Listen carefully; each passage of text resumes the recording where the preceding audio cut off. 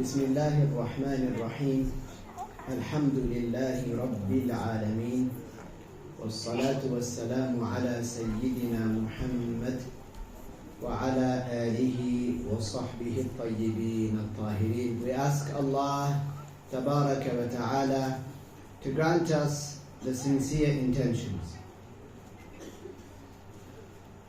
We're going to go through a number of beneficial advices, inshaAllah. The first one pertains to the good advice that a person is given. So, someone, a friend, your sibling, your mother or your father, a work colleague, someone, anybody, they might give you good advice, okay? But then there are different situations that a person will find him or herself in. So let's look at what the scholars mentioned about this advice. They said, when listening to good advice, so consider this to be yourself. You are hearing good advice from somebody. They're telling you that you're doing something wrong, or that you could do it better, or that it's just not on what you're doing. Whether the advice pertains to the way you are praying, the way you're conducting yourself, your lifestyle, your parenting, your treatment of your parents, the amount that you are, or the little amount that you are doing of optional worship, whether it's donating, helping others, giving your time. Someone comes and gives you advice, okay? Most people, they are a little reluctant, let's say, to take that advice, okay? Especially if it's criticism. Even if it's presented on a golden platter surrounded by roses and the scent of musk, some people, they find it, a lot of people find it difficult because it stabs at their ego. It's you that a person is talking about, so it gets difficult. So, one of the scholars, Abu al-Faraj Abdul Rahman ibn al-Jawzi rahimahullah, he said, when listening to good advice, the listener may experience a moment of awakening. Meaning they realize that, I've been doing it wrong for so long. This person is they've really gone, let's say, into the depths of my soul, it seems. And they don't know what's in my heart, but they're talking about my situation. And I've been doing it wrong for so long. So a person experiences a moment of awakening. But once they depart, once they leave that conversation, once they are no longer listening to that person, it might happen in a lesson too. This happens quite a lot actually. I'm sure it does happen in many lessons. Of course, whether I'm teaching or not. The teacher gives an example of something. Then after that, 4 or 5 people, they come after the lesson, or they send a text message saying, why were you talking about me? Why were you talking about me? And by Allah, never, this is not how a teacher is supposed to teach. Think of a person who's done something, who's in the gathering, and then pin it on him. Call them out. No, these are general advices. Okay, like they say, if the shoe fits though, then that's how it is. So numerous occasions, I know I've experienced this, people come to me and say, oh, why were you talking about me? What are you talking about? Oh, because this, you know it happened to me. No, I didn't know that happened to you. Somehow people, because this situation happens to, for example, mistreatment of one's parents. Sometimes a parent might come and not accuse, but they will say, you hit it on the head. Well, I or whoever was teaching just mentioned the hadith of the Prophet alayhi salatu wasalam, and the situations that are widespread nowadays with what pertains to the way that children treat their parents, how parents are mistreated, for example. So, when in a gathering, a person would have a moment of awakening. Like, for example, imagine a person heard a lesson about how you should pray the obligatory prayer, and how it's the best deed that you can do in the day, the most rewardable, and how the one who leaves the obligatory prayer, who misses it, commits an enormous sin, commits a major sin. So they think, I'm going to start praying now. I'm going to start praying. Then as soon as they depart, so after that moment of enlightenment and wakefulness, after that awakening, once they depart the gathering, what happens? Hardness and heedlessness return. Ibn al-Jawzi said, I reflected on the cause of this. Why does that happen? And then I understood it. He said, I then observed that people differ in this regard.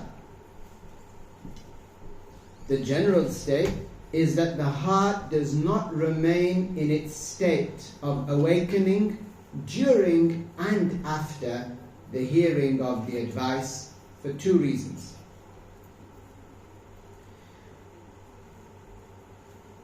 If you know you've done wrong and someone tells you that you've done wrong, you really feel it in the moment. Then once they stop advising you or they stop reprimanding you, they might have raised their voice rightfully. Once they stop reprimanding you and you change the subject, then you feel a little more relaxed. You don't feel like you're under fire. You don't feel pressured. You don't feel as, let's say, encouraged, quote unquote, to fix the matter. You're not feeling the heat anymore. Ibn al-Jawzi said this is for two reasons. One reason is that an advice is like a whip, and whips do not cause pain after the whipping has ended.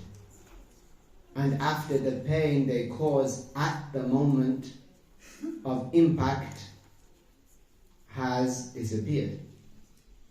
So like I said, when a person is being advised, they're feeling the heat, their ears might even go red.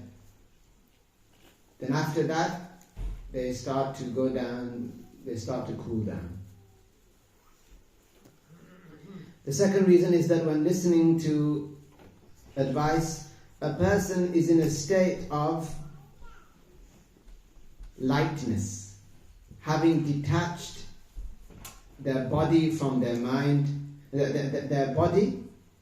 having detached their body and mind from the worldly concerns, and they listen with full attention. That's why in a religious lesson, a person, Shaykh Abdullah said, you should attend both with your body and your heart, so that your concentration is fully on the religious case that is being mentioned. We're not going to mention many religious cases, Islamic cases, in terms of halal and haram today.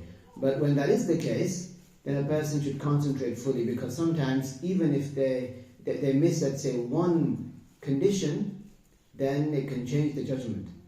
Then a person might leave the gathering and they might share what they think they heard with somebody else, but they'd actually be going against the rules of the religion, teaching something wrong. So they should be focused, they should be fully present. Shaykh Abdullah said that it is a hardship for me. He said, for us it is a hardship that we have people who attend the gatherings of Islamic knowledge and they don't attend in full. They don't attend with their heart, their heart and their attention, their full attention. They don't attend like that, and so they leave the gathering and they say that I said such and such when I didn't say such and such. They claim that I, for example, say something is kufr, when it's not actually kufr. They say that I said something is haram, but it's not actually haram. Sayyidina Ibn Abbas, radiyallahu anhuma, the companion of the Prophet alayhi salatu wasalam, he said something similar. He said, أَفْهِمُونِ مَا تَقُولُونَ وَافْهَمُوا عَنِّي. Make me understand what you are saying. Sometimes people have a question, and because asking the right question is like half of knowledge. Because if you ask the right question, you've done half the job. Then the other half, the person answering, he will do, right? Then you've completed the task. However, if you don't articulate yourself properly, if you understand something in your heart, but you only mention part of it, you're not going to get the right answer, right? So, Ibn Abbas used to say, make me understand what you're asking, and do not leave my conversation, do not leave my gathering without understanding, because then you're going to say that Ibn Abbas said such and such, when in actual fact I did not say. So, he said, Ibn al-Jawzi said that a person listens with full attention when they're feeling the heat, when they're getting the advice. But when they return to their distractions, these concerns pull them back with their negative effects. So how can it be expected that they remain in the same state as before? He said this is a condition that affects everyone. But the people, if you will, of awakening differ in how long the effect lasts. Some resolve without hesitation and continue without turning back. And these are the illuminated hearts. Those that hear something and then they act upon it. Like that companion of the Prophet ﷺ, he traveled and he was trading in alcohol. He was buying and selling wine. Then, while he was away, the instruction or the prohibition of alcohol was revealed. Okay, it came in stages. It was revealed in stages. Allah revealed, "La ta'tu salata wa antum sukara." Don't come to the prayer while drunk. Then in stages. Then eventually, it was the prohibition was made very clear. So he came back. His trade. Imagine you had a trade. Imagine you sell phones. That's all you do. Then that's your job. Or you had a trade. You sold electronic equipment. That's your main source of income. That was the case for this person. So he came to Al-Madinah, and one of the companions saw him. He was perhaps pulling his cart of wine, bringing it into Al-Madinah. So one companion said to him, "What are you doing?" He said, I've come back with my wine. I had some trade. He said, "حُرِّمَتْ بَعْدَكَ." He said, after you left Al-Madinah for trade season, perhaps he went. He said it was the prohibition of alcohol was revealed after you left. Now that you're back, it's haram. So his heart was an illuminated heart. He said, "Oh, is it like that?" What did he do at that very moment? He took his cart and he started spilling all of the alcohol. Because one, it's najis, and two, the sale is not valid. So no one can drink it. Okay? So he started to spill all of the alcohol, just as the companions did.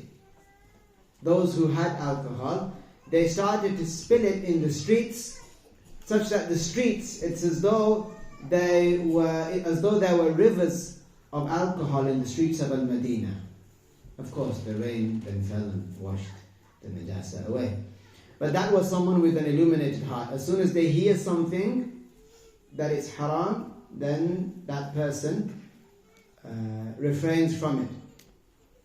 Someone told me that they were with a person, a non-Muslim, in their car. So they pulled up to a toll where they had to, I think, pay something. And this person who was driving the car, she said that it was a Muslim woman at the toll. So, and there were some other people in the car, and there was a non-Muslim, one of their friends. So she pulled up, she drove up to the toll, and she said to the woman, Assalamu alaikum. And the woman said back, Wa alaikum assalam. And they're different nationalities, different races also dual.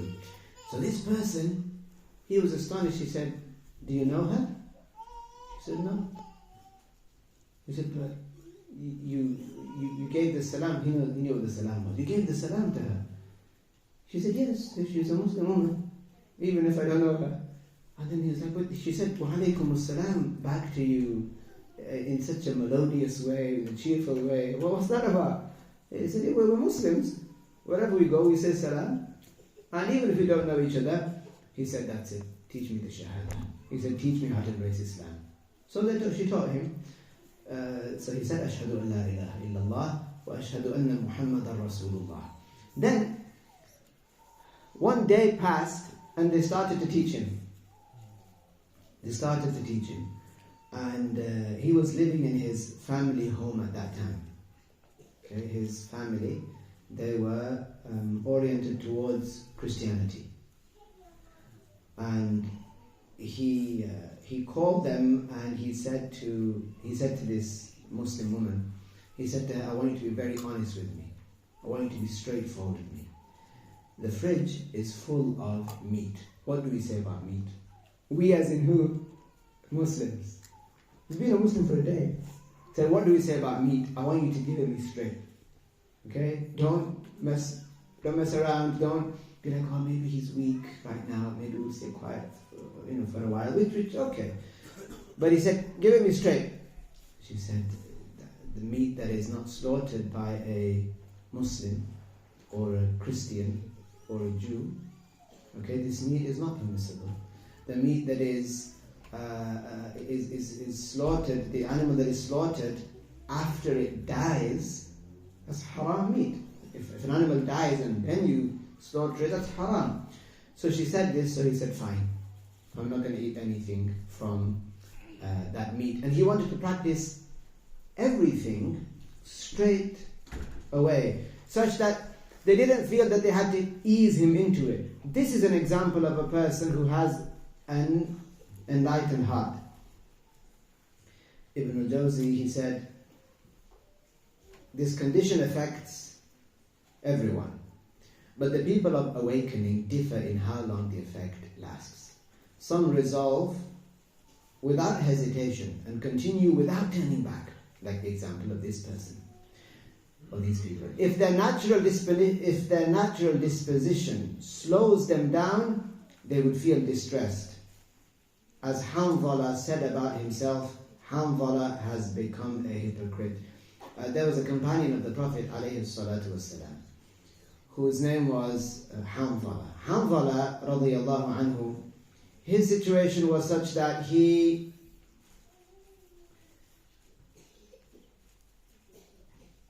was a very, very pious person.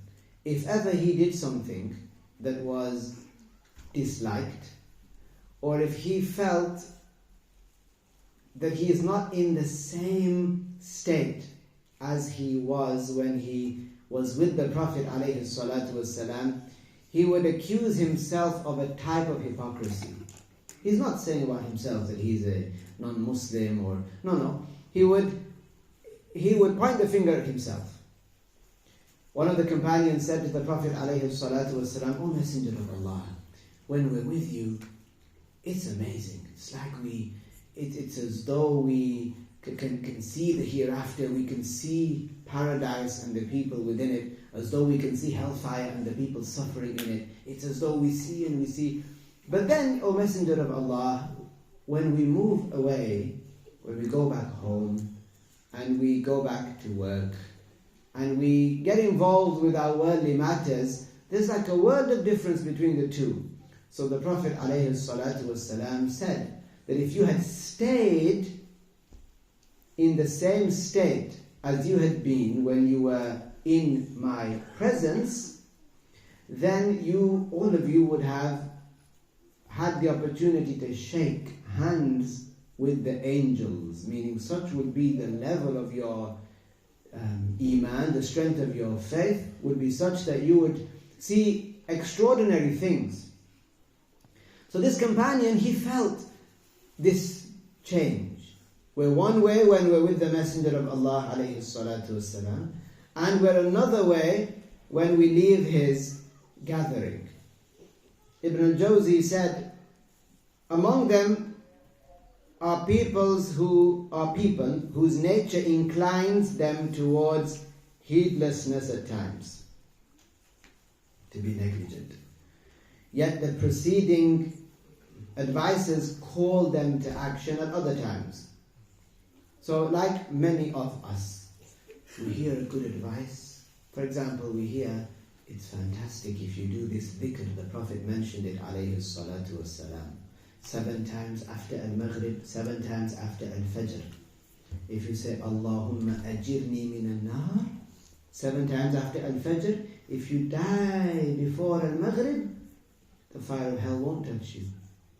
The Prophet said that, for example, alayhi salatu wassalam. Or if you say it at al-Maghrib 7 times, Allahumma ajirni min al-nar, that's it, 7 times.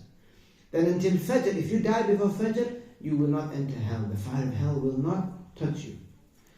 So you hear that, and it's Maghrib, so you say it 7 times. Then for Fajr, you remember, oh yeah, I'll say for Fajr as well. Then after that, what happens? After that, a person becomes negligent. Like this person whose nature, they incline towards heedlessness at times, and then the advice that they were given, the good news that they were given, the good information, the practice that they were given, it calls them back sometimes. It's like when someone is advising them, they hold their hand and say to them, do this 7 times a day, huh? You better do it. They squeeze their hand, you better do it. Okay. If they remain there, squeezing their hand, they do it at Maghrib. Again, they came up to them at Fajr, they squeeze their hand. You done it? Or not? Like that. But then, if a person, they go back home, they pray in different places, it's as though the person advising them is standing here, and then now they're not standing in front of them, they're standing over there. So the person calls out, did you do it 7 times? And then the person gets further and further and further away, such that it's just a noise. It's just a noise. The person thinks, what's that noise? They don't do it. They don't do it 7 times.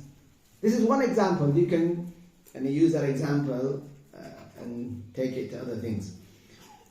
He said, they are like a stalk of grain swayed by the wind. If you take just this example, they prayed at Maghrib and they were going to do it, but then the baby woke up.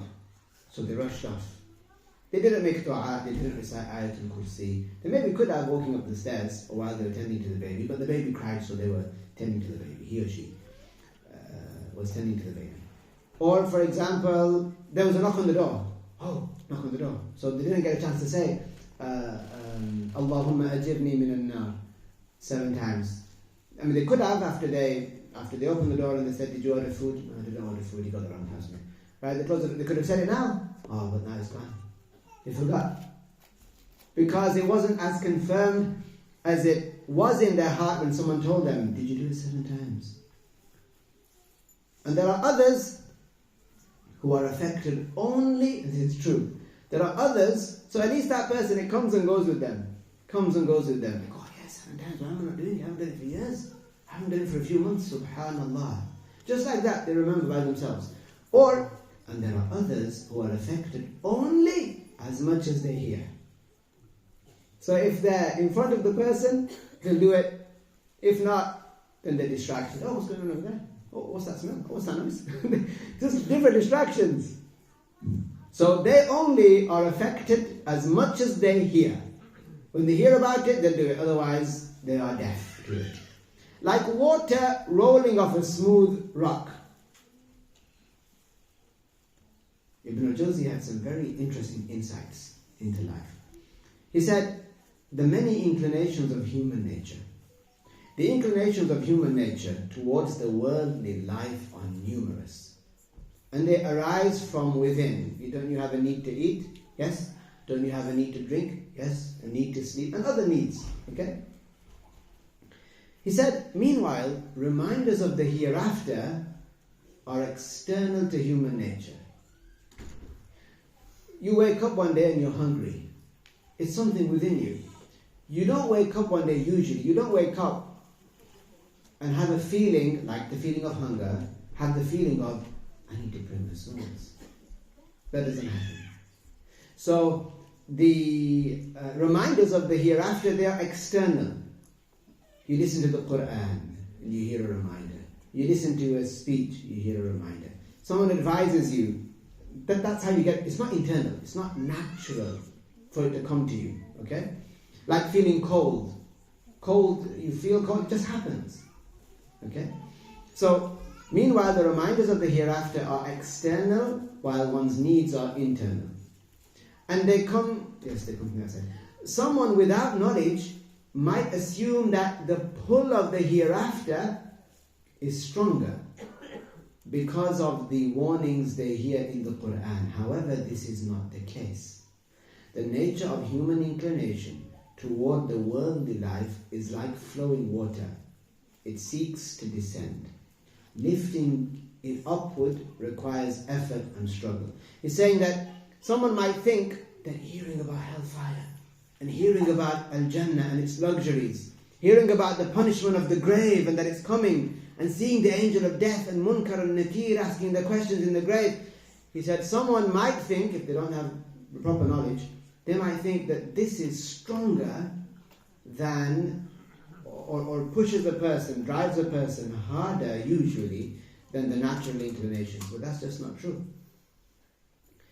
People, they will hear, or rather they will feel hungry more times than they will think about the hereafter.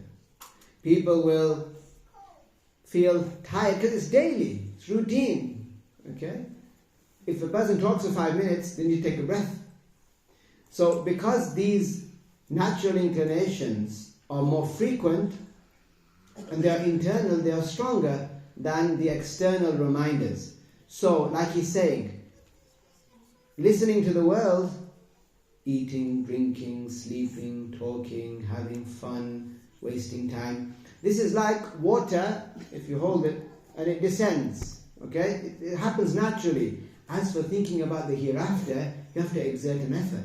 If you want the water to go upwards, what do? You have to actively push it up. You have to actively exert an effort.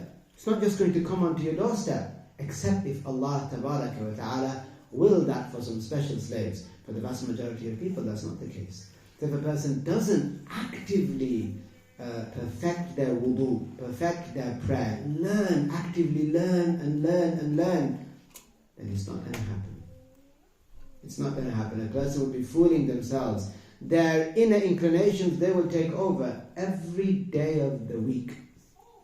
It's rare that a person wakes up and says, I feel like praying. I have this thing in me just to pray. Let me go make wudu.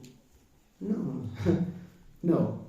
Rather, a person, if a person wakes up hungry, then on autopilot, straight down to the kitchen. Okay? They'll find themselves, even with eyes closed, the person knows where the fridge is, where things are in the fridge. You'll see them toggling buttons and warming up the water and, extending their hand towards the cup and the tea bag. And it's all on autopilot. That's because these inclinations are stronger. So a person needs to exert an active effort into working for the hereafter. It's harder. That's why there's reward in it. But some people, they leave it to the side. They think, I'll spend some time. I'll spend maybe 10 minutes a day. I'll say La ilaha illallah. And that's the easiest thing to say actually. La ilaha illallah. You don't have to move much of your mouth. All you need is the tongue and the top palate of the mouth. La ilaha illallah. You don't need anything else. That's really easy. But even then, some people won't do it. Okay, we're going to take a 3-minute break, inshallah, and then we'll continue. 5-minute break. We're going to take a 5-minute break. We know the rules. Okay? Barakallah. Shall we say la ilaha?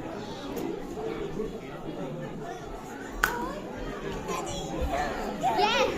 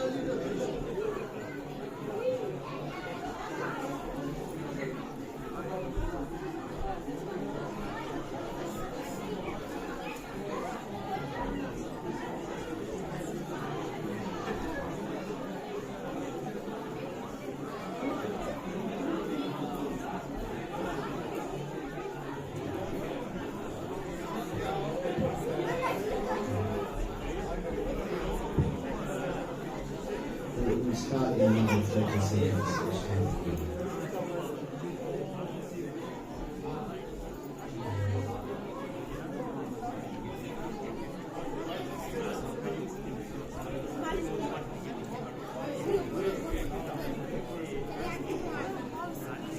If you haven't already made your intention to fast tomorrow, then you should do so now, inshallah, for the sake of Allah.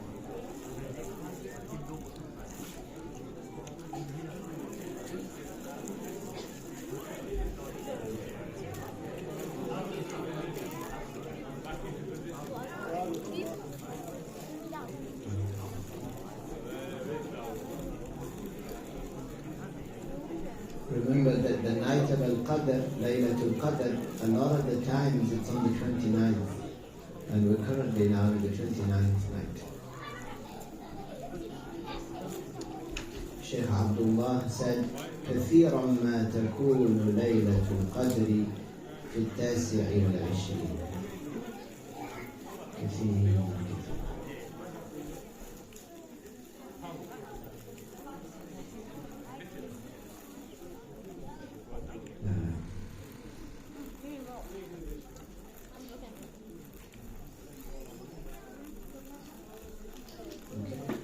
بسم الله الرحمن الرحيم الحمد لله رب العالمين والصلاة والسلام على سيدنا محمد وعلى آله وصحبه الطيبين الطاهرين.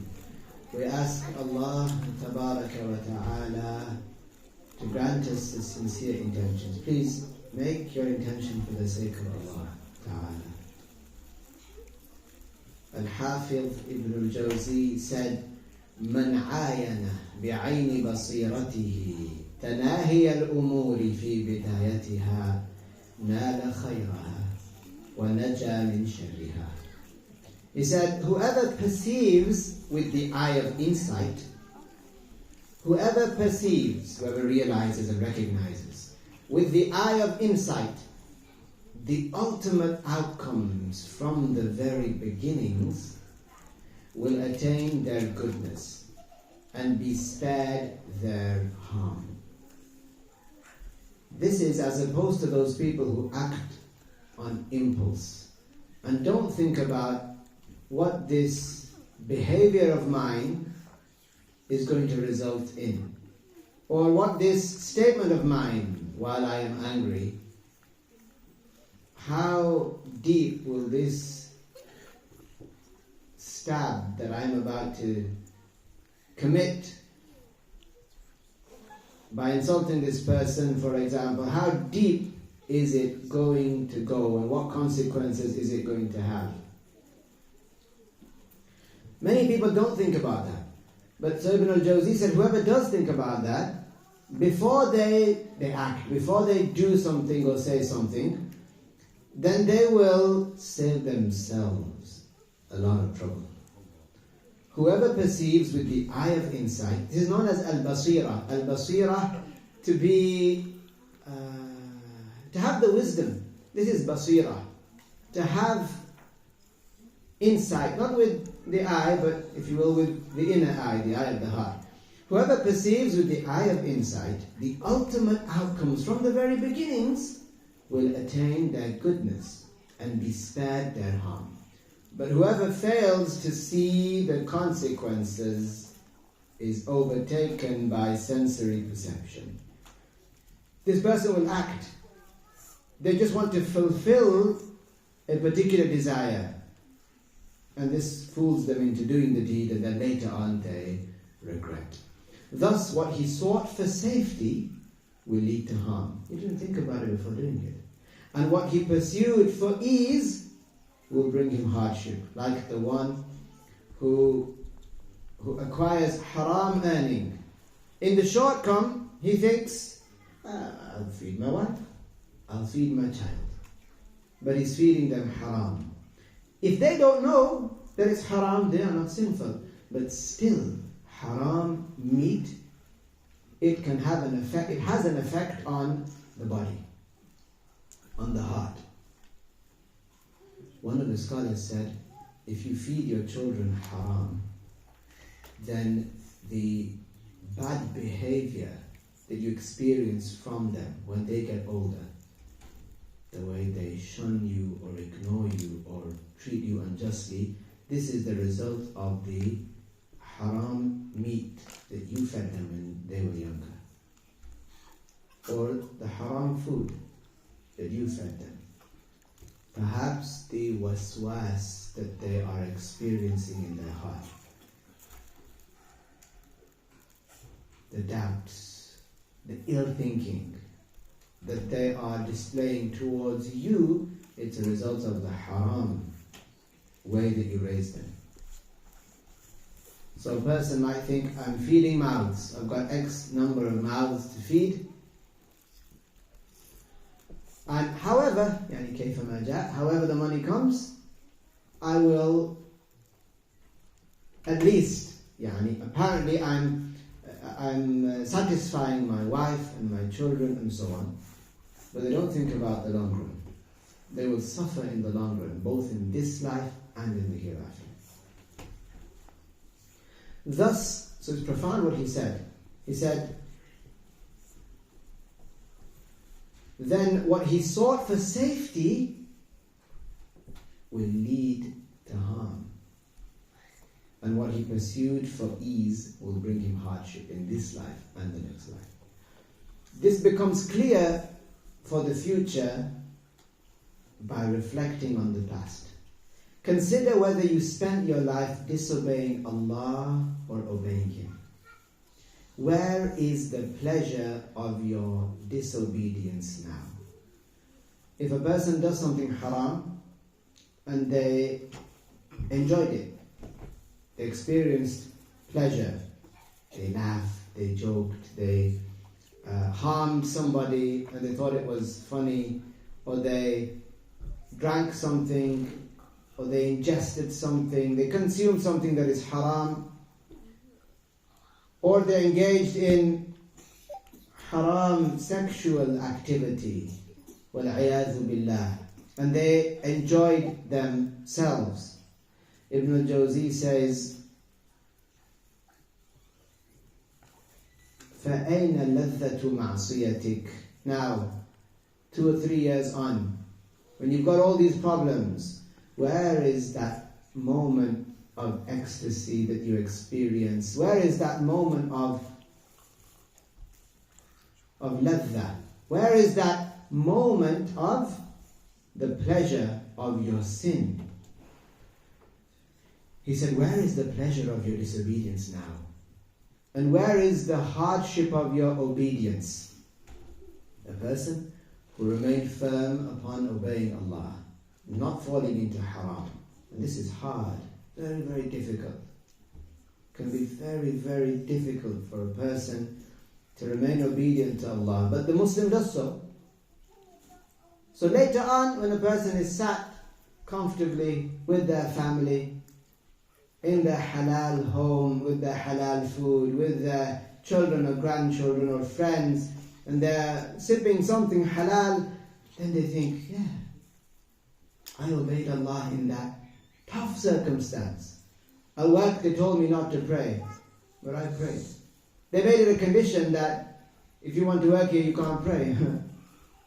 I left. I didn't want to work there. They said, we're going to run this transaction by you. It's a haram transaction. It contains a certain element of haram. We want it to go through you. He said, I'm not doing it. They said, we're going to do X, Y, and Z. We're going to let you go. He said, I don't care. I'm obeying Allah Ta'ala. And so on. Many different things like that.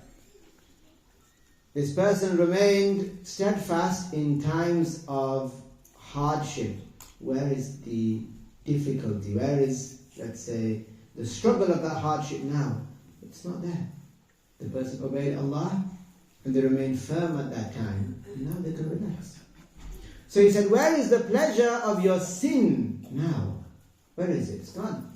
And where is the hardship, the struggle of your obedience? It's gone. He said, far from it. Each has departed with what it contained. If only sins,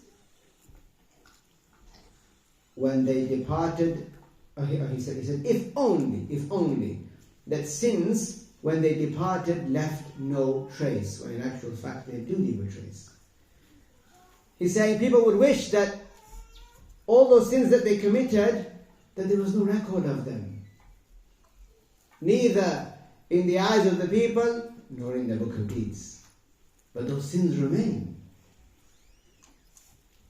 If they repent sincerely for the sake of Allah Tabaraka wa Ta'ala, then even apparently many people won't trust them anymore.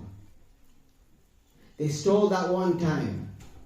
They did something devious, something questionable with regards to the funds. That one time, they committed sin. They repented, but now they have to live with that mistake. People won't trust them anymore. Their own father doesn't trust them anymore. They have to live with it. He said, if only sins when they departed, when they left, because you move on, it's the next day and the next day, you did that sin a few days ago, only if a person committed the sin and it left no trace. No, it leaves a trace. It affects a person's reputation. It's written in a person's book of deeds. And many people don't repent because they don't know how to. They don't regret having sinned, they don't repent. He said, let me clarify further. Reflect on the moment of death.